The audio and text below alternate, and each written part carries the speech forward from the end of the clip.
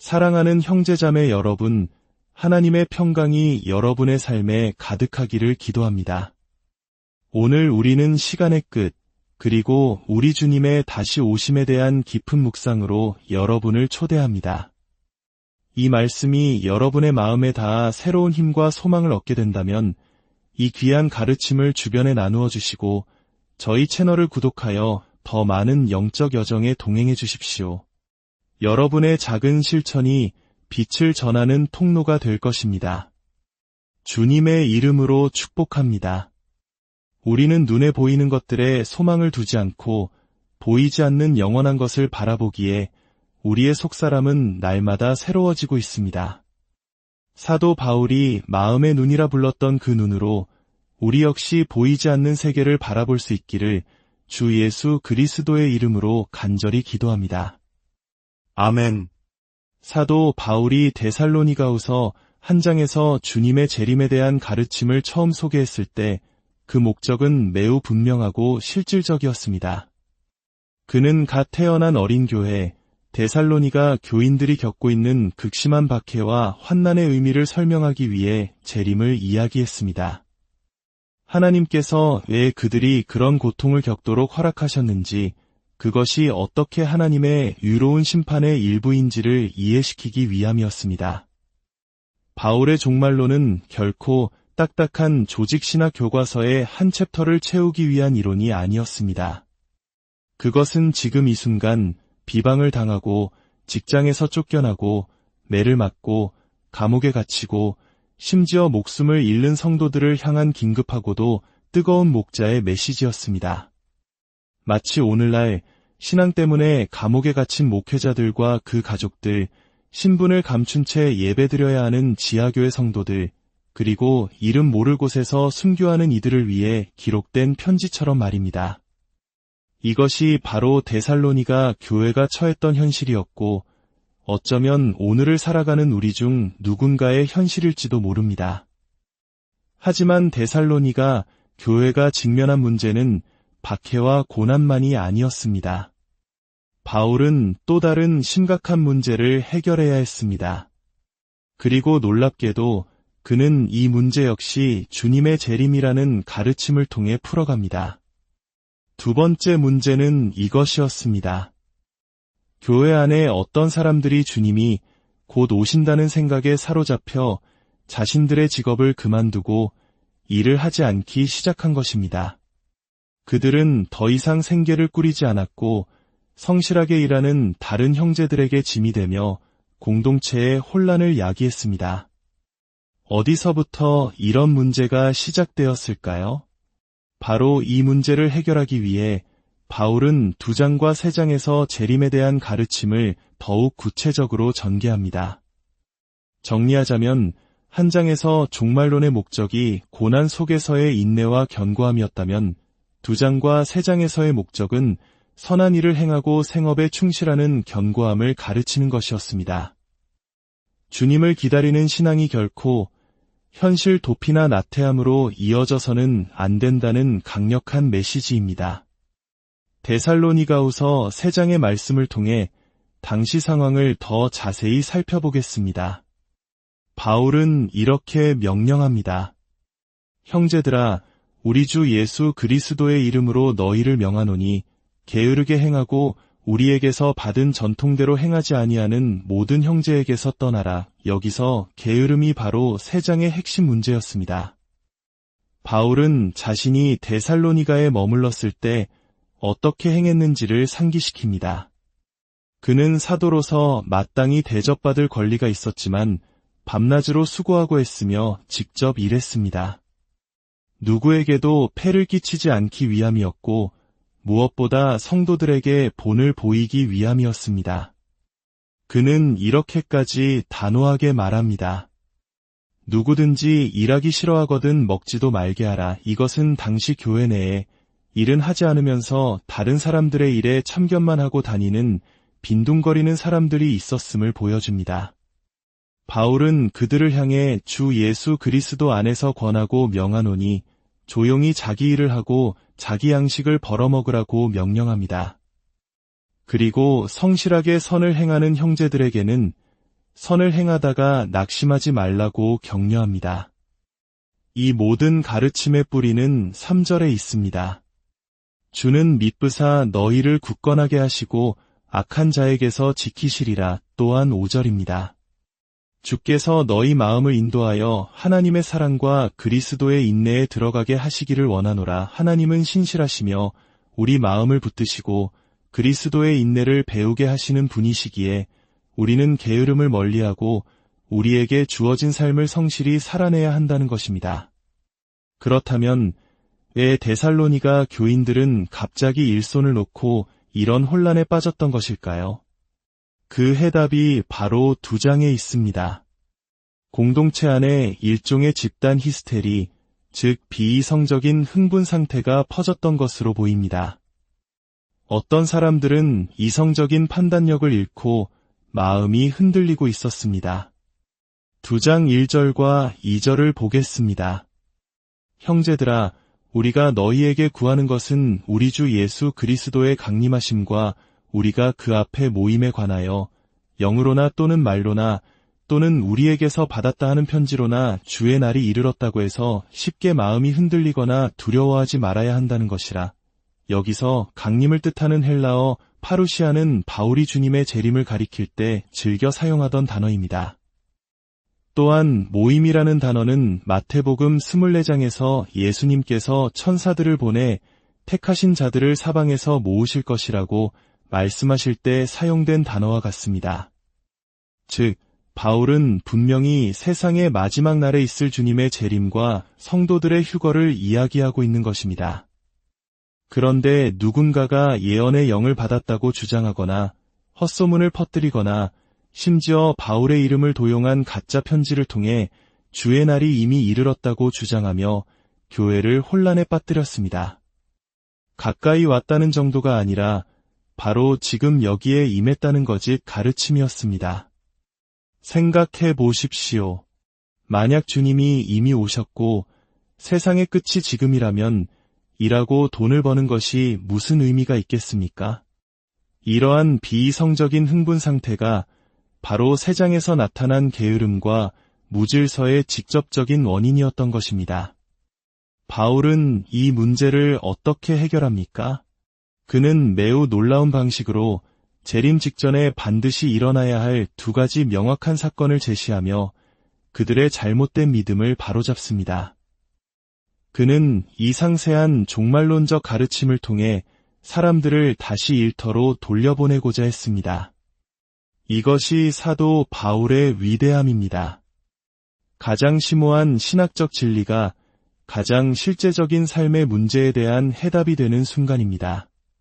자, 이제 바울이 제시하는 2가지 예언을 살펴보겠습니다. 2장 3절입니다. 누가 어떻게 하여도 너희가 미혹되지 말라. 먼저 배교하는 일이 있고 저 불법의 사람 곧 멸망의 아들이 나타나기 전에는 그날이 이르지 아니하리니 주님의 날이 오기 전에 반드시 일어나야 할 첫 번째 사건은 배교하는 일, 즉 대대적인 반역과 믿음의 타락입니다. 여기서 말하는 배교는 역사 속에서 늘 있어왔던 교회의 부침이나 일부 신자들의 타락과는 차원이 다른 것입니다. 만약 그런 수준의 일이었다면 데살로니가 교인들은 바울 사도님, 지금도 박해 때문에 믿음을 버리는 사람들이 많으니 배교는 이미 일어난 거 아닙니까? 라고 반문할 수 있었을 것입니다. 그랬다면 바울의 논증은 아무런 힘도 갖지 못했을 것입니다. 따라서 바울이 말하는 배교는 마지막 때에 있을 결정적이고 시대적이며 파국적이고 알아볼 수 있을 만큼 거대한 규모의 타락을 의미합니다. 불법의 사람이 나타나기 직전에 교회 안팎에서 휘몰아치는 거대한 폭풍과 같은 사건입니다. 이 가르침 또한 예수님께서 마태복음 24장에서 하신 말씀을 배경으로 합니다. 예수님은 마지막 때에 사람들이 너희를 환난에 넘겨주겠으며 너희를 죽이리니 너희가 내 이름 때문에 모든 민족에게 미움을 받으리라. 그때에 많은 사람이 실족하게 되어 서로 잡아주고 서로 미워하겠으며 거짓 선지자가 많이 일어나 많은 사람을 미혹하겠으며 불법이 성함으로 많은 사람의 사랑이 식어지리라고 예언하셨습니다. 세상 모든 민족이 교회를 미워하고 교회 내부에서는 배신과 미움이 가득하며 사랑이 식어버리는 현상. 이것이 바로 바울이 경고한 마지막 때의 거대한 배교입니다. 바울은 데살로니가 교인들에게 말합니다. 보아라, 이 끔찍하고 거대한 배교는 아직 일어나지 않았다. 그러니 동요하지 말고 너희의 삶의 자리를 굳건히 지켜라. 두 번째 사건은 불법의 사람, 즉 멸망의 아들의 출현입니다. 이 불법의 사람은 누구일까요? 바울은 그의 특징을 7가지로 명확하게 설명합니다. 첫째, 그는 천사나 악마가 아닌 사람입니다. 둘째, 그의 본질은 불법 그 자체입니다. 그는 스스로를 모든 법 위에 두는 존재입니다. 셋째, 법 위에 있는 존재는 오직 하나님 한 분뿐이므로 그는 결국 스스로를 하나님이라고 주장하게 됩니다. 4절은 그가 하나님의 성전에 앉아 자기를 하나님이라고 내세운다고 말합니다. 이것은 마지막 때에 나타날 적그리스도의 가장 분명한 모습입니다. 넷째, 그는 멸망의 아들입니다. 그의 운명은 처음부터 파멸로 정해져 있습니다. 다섯째, 그는 사람이지만 사탄의 활동을 통해 나타납니다. 9절은 악한 자의 나타남은 사탄의 활동을 따라 모든 능력과 표적과 거짓 기적과 함께 온다고 말합니다. 여섯째, 그는 초자연적인 힘을 행할 것입니다.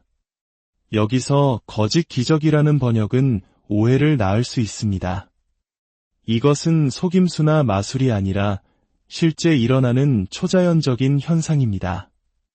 다만 그 목적이 사람들을 거짓으로 이끌기 때문에 거짓의 기적인 것입니다. 사탄도 기적을 행할 수 있습니다. 수많은 사람들이 그 기적을 보고 그를 하나님으로 착각하여 따르게 될 것입니다. 일곱째, 그는 비교할 수 없는 속임수의 능력을 가질 것입니다. 10절은 불의의 모든 속임이라고 말합니다. 그는 불의한 것들을 매우 매력적이고 달콤하게 보이도록 만들어 사람들을 미혹할 것입니다. 이 또한 마태복음 24장에서 예수님께서 하신 경고와 일치합니다. 거짓 그리스도들과 거짓 선지자들이 일어나 큰 표적과 기사를 보여 할 수만 있으면 택하신 자들도 미혹하리라. 바울은 분명히 말합니다. 이렇게 온 세상을 미혹할 불법의 사람이 아직 나타나지 않았다는 것입니다. 그리고 그가 나타나더라도 주 예수께서 그의 입의 기운으로 그를 죽이시고 강림하여 나타나심으로 패하실 것입니다. 이 모든 일이 일어나기 전까지 주의 날은 아직 오지 않았습니다. 그러니 두려워 말고 일터로 돌아가십시오. 그렇다면 이제 가장 중요한 질문이 남습니다. 바울은 왜 하필 배교와 불법의 사람이라는 이 두 가지 사건을 선택했을까요?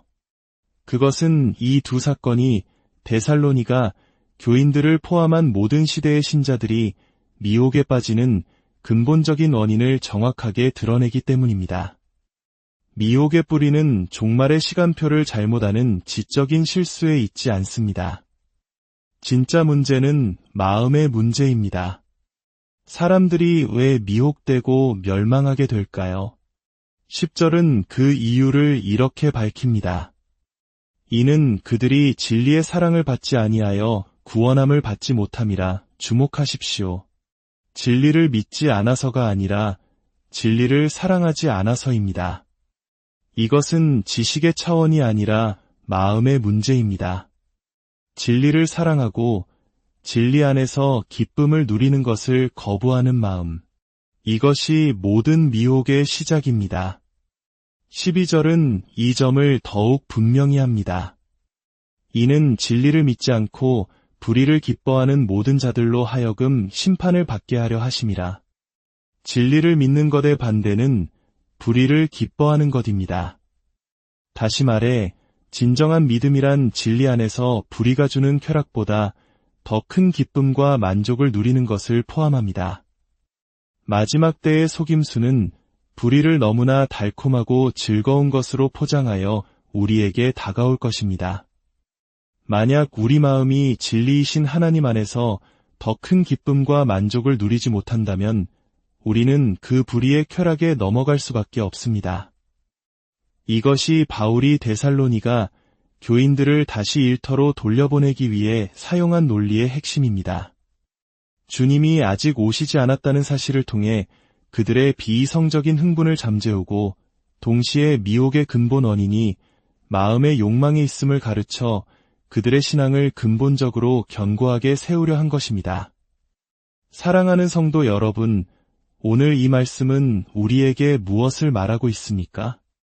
마지막 때를 살아가는 우리가 가져야 할 자세는 두려움과 현실 도피가 아닙니다. 오히려 더욱 깨어 우리에게 주어진 하루하루를 성실하게 살아내는 것입니다. 우리의 마음을 지키는 것이 가장 중요합니다. 세상이 주는 거짓된 쾌락과 불의의 즐거움보다 진리이신 하나님 안에서 그분의 말씀을 묵상하고 그분과 교제하는 것에서 더 큰 기쁨을 발견해야 합니다. 하나님은 우리가 그분 안에서 가장 만족할 때 가장 큰 영광을 받으십니다. 이 기쁨이 우리를 모든 미혹으로부터 지키는 가장 강력한 방패가 될 것입니다. 이 가르침이 여러분의 삶을 더욱 굳건하게 세우기를 바랍니다. 여러분의 일터를 거룩한 소명의 자리로 만들고 선한 일을 행함에 있어 낙심하지 않으며 우리 주님이 다시 오실 그날까지 깨어 기다리는 신실한 백성이 되기를 소망합니다. 기도하겠습니다. 하나님 아버지, 마지막 때에 대한 가르침을 통해 우리를 잠재우시는 것이 아니라 오히려 깨우시고 두려움이 아닌 소망으로 일어서게 하시니 감사합니다. 세상의 거짓된 가르침과 불의의 쾌락에 우리 마음을 빼앗기지 않도록 지켜주시옵소서. 오직 진리이신 하나님 안에서 가장 큰 기쁨과 만족을 누리게 하시고 그 힘으로 우리에게 주어진 삶을 성실하게 살아가게 하옵소서. 우리 주 예수 그리스도께서 다시 오시는 그날까지 믿음의 선한 싸움을 싸우며 인내하게 하소서. 우리를 사랑하시는 예수 그리스도의 이름으로 기도드립니다.